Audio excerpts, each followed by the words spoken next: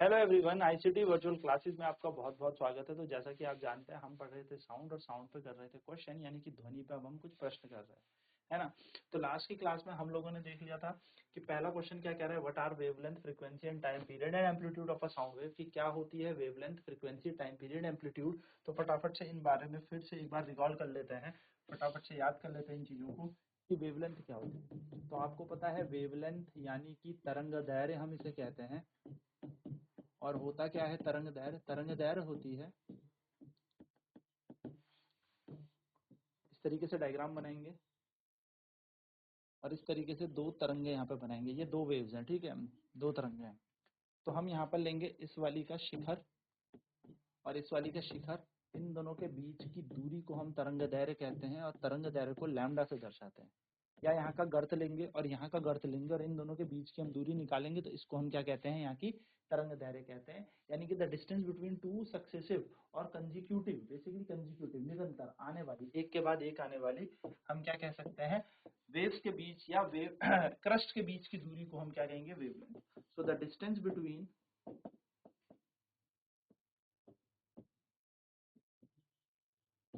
To consecutive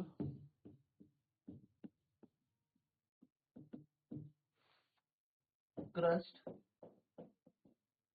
and two consecutive trough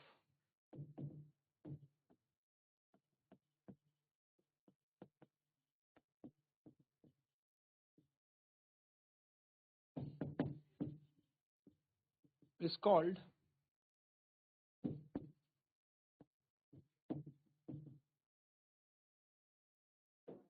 wavelength। यानी कि दो निरंतर आने वाले गर्त और दो निरंतर आने वाले शिखर के बीच की दूरी को हम क्या कहते हैं, तरंग दैर्घ्य। ठीक है, तो हम इसको क्या बोलने वाले हैं, हम इसे कहने वाले हैं दो निरंतर आने वाले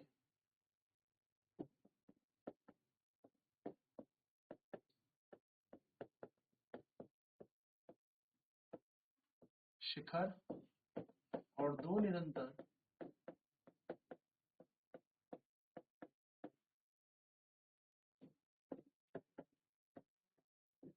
आने वाले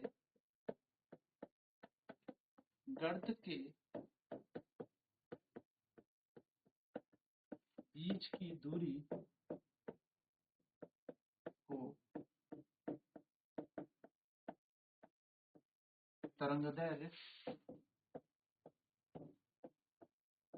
कहते हैं।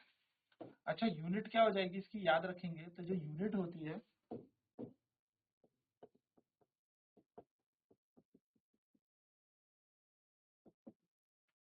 यूनिट ऑफ वेवलेंथ,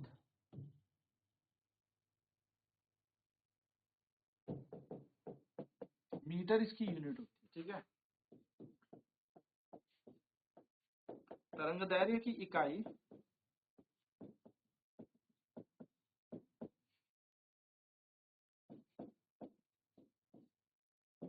मीटर होती है, एसआई इकाई तो मीटर होती है। कई कई जगह पर ना एमस्ट्रॉन्ग भी यूज करेंगे, याद रखना। तो जनरली एमस्ट्रॉन्ग में यूज करते हैं, यानी कि एक एमस्ट्रॉन्ग होता है 10 की घात -10 मीटर। ठीक है, ये मैं आपको स्पेशली बता रहा हूँ, बेसिकली मीटर सेंटीमीटर में ये चलेगा।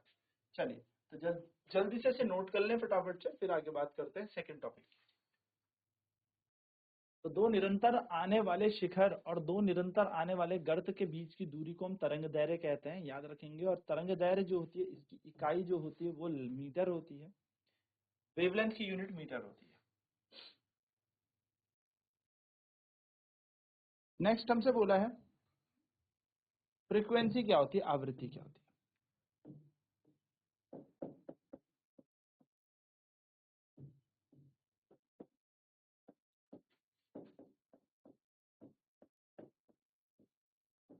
आवृत्ति क्या होती है, फ्रीक्वेंसी को हम किससे डिनोट करते हैं, एफ। ठीक है, फ्रीक्वेंसी हमारी एफ। तो हम कहेंगे, अगर हम वहां पे फिर से डायग्राम बनाए, तो ये देखो, ये तरंग चल रही है। ठीक है, तो एक सेकंड में यहाँ पर दो तरंगे चली हैं। एक वेव कंप्लीट एक क्रस्ट और एक ट्रफ बनाती है, एक वाइब्रेशन, एक कंपन एक क्रस्ट और एक ट्रफ से मिलकर बनती है। तो यहाँ पर क्या हुआ है, एक सेकंड में कितनी तरंगे बनती हैं उसको हम क्या कहते हैं, आवृत्ति कहते हैं।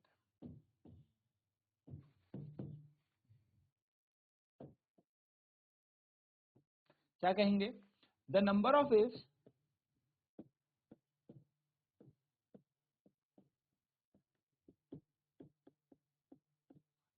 वेव्स इन 1 सेकेंड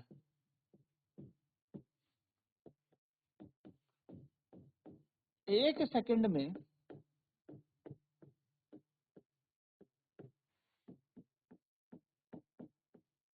तरंगों की संख्या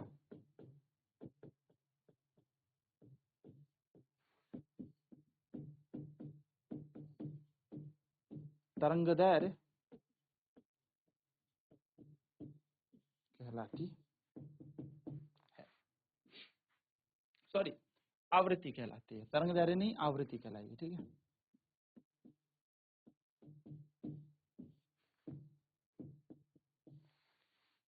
तो कितनी तरंगे बन रही हैं एक सेकंड में उसको हम कहते हैं आवृत्ति।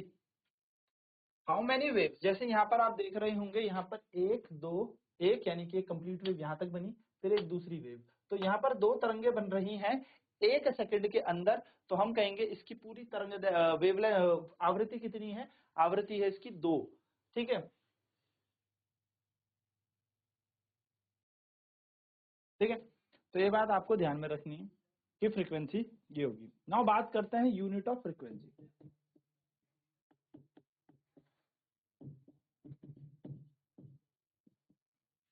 यूनिट ऑफ फ्रीक्वेंसी, तो यूनिट ऑफ फ्रीक्वेंसी होती है हर्ट्ज। आवृत्ति की इकाई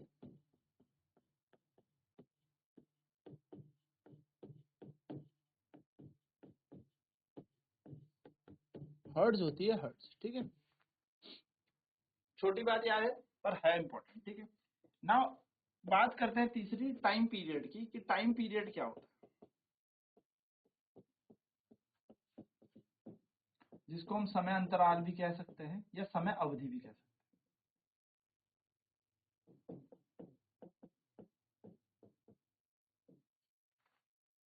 टाइम, टाइम होता है एक पूरी वेव कंप्लीट होने में, यानी कि एक कंप्लीट बनने में, एक तरंग पूरी होने में जो समय लगता है। सो टाइम पीरियड का मतलब होता है the time taken by a wave और by a wave to complete itself, ठीक है। तो क्या होता है टाइम पीरियड को, टाइम पीरियड को हम कह सकते हैं टाइम टेकन टू कंप्लीट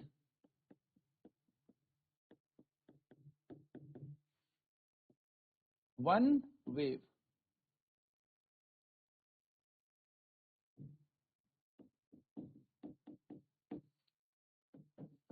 एक पूरी तरंग को बनने का समय या बनने में जो समय लगता है,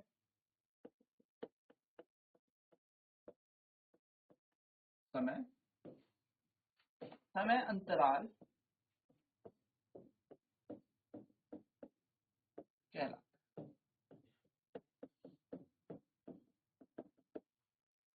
यूनिट ऑफ टाइम की अगर मैं बात करूं,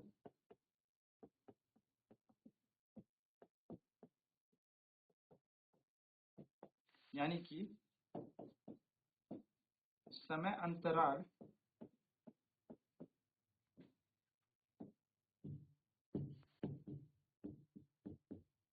की इकाई तो क्या होती है, सेकंड होती है, सेकंड इसकी इकाई है। चलिए फटाफट से नोट करेंगे टाइम पीरियड को। एक वेव को कंप्लीट होने का टाइम क्या कहलाता है, टाइम पीरियड कहलाता है, the time to complete one wave, ठीक है। तो time taken to complete one wave, ठीक है, इसको बोलते हैं हम लोग टाइम पीरियड।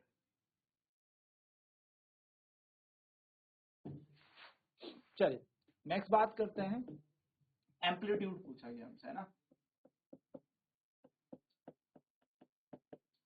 एम्पलीट्यूड आयाम,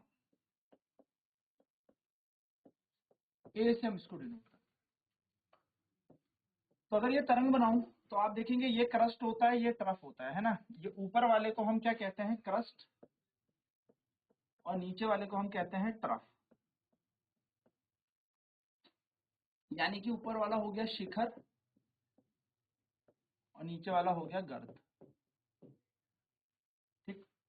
शिखर की जो ऊंचाई होती है या गर्त की जो गहराई होती है, इसको हम कहते हैं आयाम यानी कि एम्पलीट्यूड।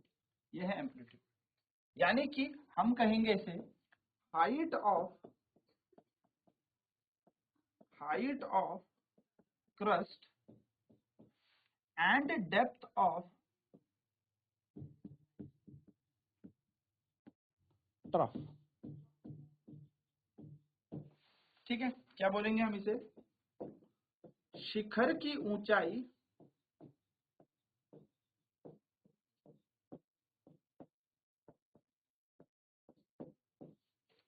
और गर्त की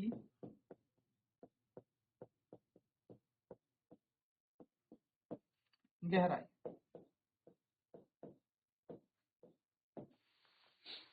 आयाम कहलाती है। तो शिखर कितना ऊपर की तरफ है, क्या हाइट है एम्पलीट्यूड की, क्या डेप्थ है, बेसिकली इसको हम एम्पलीट्यूड कह रहे हैं। यानी कि बेसिकली मीन पोजीशन से कितना ऊपर या कितने नीचे गया।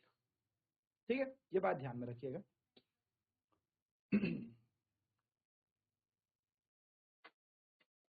यूनिट ऑफ एम्पलीट्यूड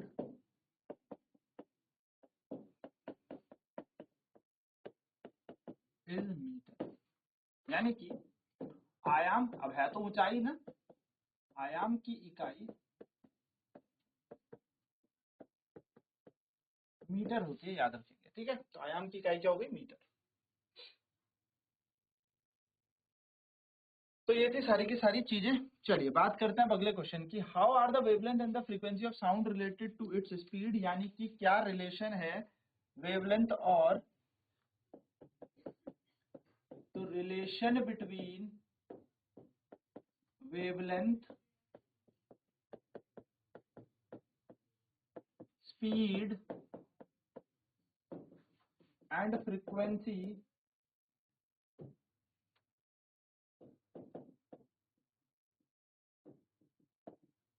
ऑफ अ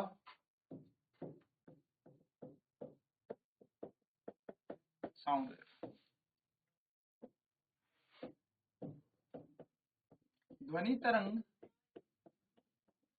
की आवृत्ति, या मैं बोलूं तरंग दैर्घ्य,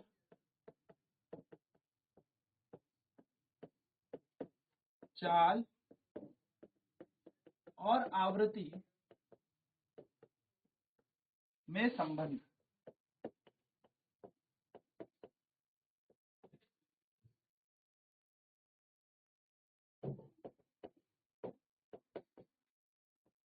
क्या होता है, तो ध्यान रखेंगे, speed is equals to frequency into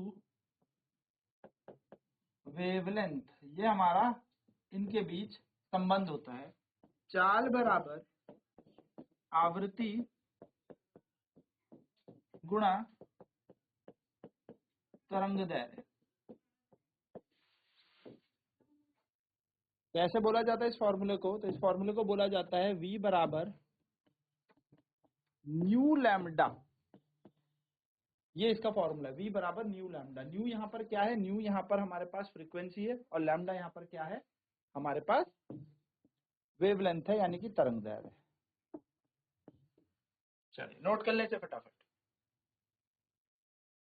चलिए नेक्स्ट क्वेश्चन देखते हैं। नेक्स्ट क्वेश्चन कह रहा है calculate the wavelength of a sound wave whose frequency is 220 hertz and speed is 440 metre per second.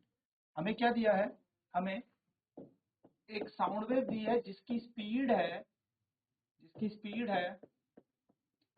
440 metre per second, यानी कि जिसकी चाल हमें दे रखी है 440 मीटर पर सेकेंड, और जिसकी फ्रीक्वेंसी हमें दे रखी है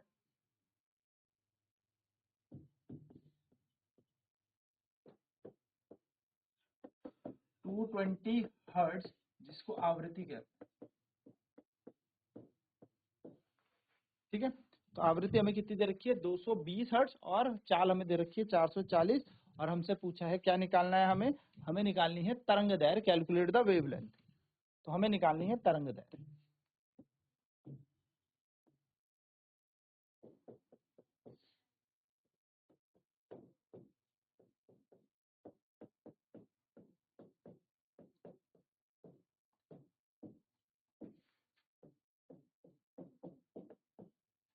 तरंग दैर्घ्य निकालनी। तो चाल का फॉर्मूला हमें पता है, सॉल्यूशन करेंगे। Speed is equal to frequency into wavelength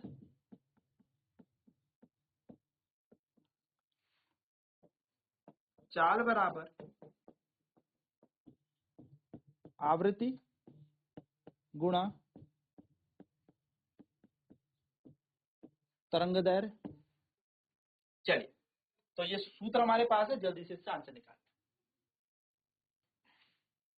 तो चाल यानी कि v फ्रीक्वेंसी इंटू वेवलेंथ, ठीक है। चाल कितनी दे रखी है, देखो ध्यान से, चाल दे रखी है हमें 440, फ्रीक्वेंसी हमें दे रखी है 220, वेवलेंथ की जगह आ जाएगा लैम्डा। तो लैम्डा बराबर आ जाएगा 440 बटा 220। 0 से 0 कट गया, 2 ही कम 2, 2 से कटेगा 2 11, 2 2 11 कम 11, 11 दूनी 22। तो वेवलेंथ कितनी आ जाएगी हमारे पास 2। अब जरा ध्यान से सुनना, हमें ये हर्ट्ज में दे रखा है, ये मीटर पर सेकंड दे रखा है, बिल्कुल। तो हमारा आंसर आ जाएगा 2 मीटर, यानी कि अगर हम इसे सेंटीमीटर में लिखना चाहें तो 200 सेंटीमीटर, ये हमारी तरंग दैर्घ्य आ जाएगी, ठीक है। तो ये वेवलेंथ हमारी आती है। चलिए, तो जल्दी से इसे नोट करें, फिर अगला क्वेश्चन करते हैं। चलिए नेक्स्ट क्वेश्चन को देखें। तो नेक्स्ट क्वेश्चन कह रहा है personal listening to a tone of 500 hertz sitting at a distance of 450 metre from the source of sound, what is the time interval between two successive compressions from the source. देखो कितना सही question है। आपसे पूछा एक आदमी जो है वो 500 हर्ट्ज की आवृत्ति सुन रहा है, यानी कि हमें फ्रीक्वेंसी दे रखी है 500 हर्ट्ज, ठीक है। कितनी दूर बैठा है वो, तो किसी सोर्स से दूर बैठा है 450 मीटर, यानी कि वो बैठा है कहीं से दूर, यानी कि डिस्टेंस आपको दे रखा है 450 मीटर। आपसे पूछी है आवृत्ति क्या होगी। तो देखो डिस्टेंस इज इक्वल्स टू, हम बोल सकते हैं फॉर्मूला होता है ना हमारे पास। हमसे क्या पूछा है, आवृत्ति कितनी होगी, what is the time interval, हमसे टाइम पूछा है, हमसे क्या पूछा है, टाइम कितना होगा। तो person is listening to a tone of 500 hertz sitting at a distance of 450 metre from the source. तो यहां से मानो वो आवाज निकली और यहां से वो आदमी बैठा है कम से कम लगभग मान लो 450 मीटर दूर। तो हमसे पूछा है टाइम कितना होगा। टाइम जो होता है वो होता है 1 फ्रीक्वेंसी, यानी कि आवृत्ति का उल्टा, बस। तो फ्रीक्वेंसी हमें दे रखी है तो हमें कुछ नहीं करना, हमें क्या कर देना है 500 से डिवाइड कर देना है, सिंपल। तो 1/500 का मतलब कितना हो जाएगा, पॉइंट लगा के 0 0 लगा के एक और 0 बढ़ेगा, एक 0 लगा के और 0, ये आ जाएगा हमारे पास 0.002 सेकंड, ये हमारा टाइम पीरियड हो जाएगा, सिंपल। ये हमें गुमराह करने के लिए दे रखा है d बराबर 450। तो टाइम जो होता है 1/आवृत्ति होता है, 1/फ्रीक्वेंसी होता है, 1/f होता है, इतना सेकंड, ठीक है।